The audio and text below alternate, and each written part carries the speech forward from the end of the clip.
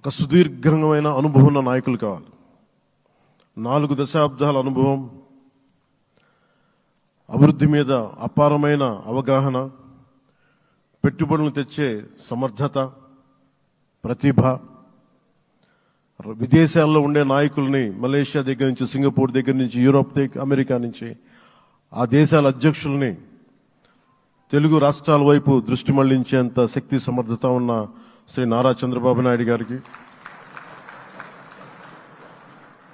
ఆయన నాయకత్వం చాలా అవసరం,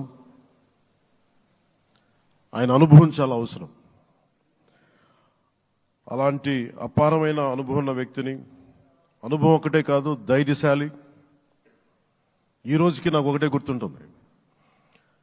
మన తాడేపల్లిగూడెం సభలో చెప్పాను, చాలా క్లేమోర్ మైన్స్ పేలిపోతే జీప్ ఎగిరిపోయి కింద పడితే చొక్కా దులుపుకొని ఆయన మళ్ళీ వచ్చి రాజకీయం చేసిన వ్యక్తి.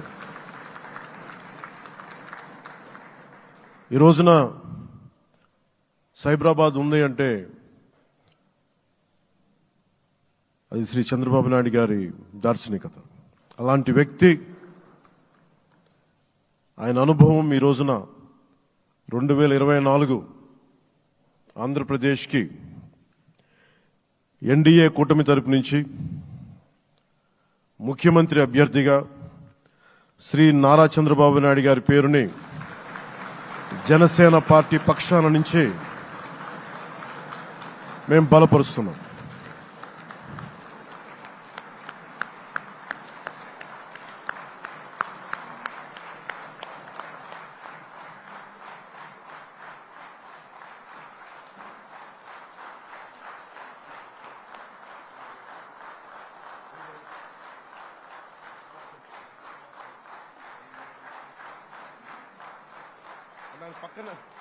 ఇది నేను ఆయన పక్కన పెట్టుకుని చెప్పాలి. ఆయన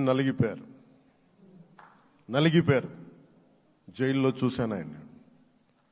పాపం భువనేశ్వర్ గారి బాధను చూశాను. నేను అనుకున్నాను, అమ్మ మీరు కన్నీళ్ళు పెట్టుకోండి, మంచి రోజులు వస్తాయని చెప్పిన మంచి రోజులు వచ్చినాయి. వారికి మనస్ఫూర్తిగా వారికి నా హృదయపూర్వక శుభాకాంక్షలు. మీరు అద్భుతమైన పాలన ఇవ్వాలి అందరికీ మనస్ఫూర్తిగా మీకు నేను తెలియజేసుకున్నాను సార్.